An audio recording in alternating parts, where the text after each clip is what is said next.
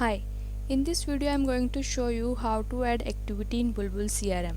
So for adding activity, firstly we need to go to activity section, click on add activity, and suppose I am scheduling an activity for a call. So here I am scheduling it as a sample note.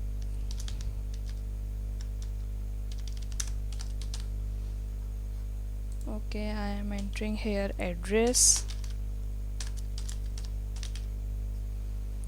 assign it to suppose test 2, and link order or contact to. Here I am adding this, and that's it. And here we have more option, means if I want to schedule it for email, meeting or task, and then just add, click on add,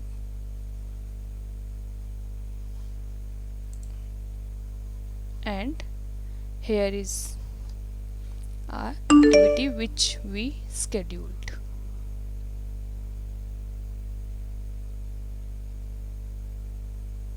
Similarly, we add it for email, meeting or task. Thank you.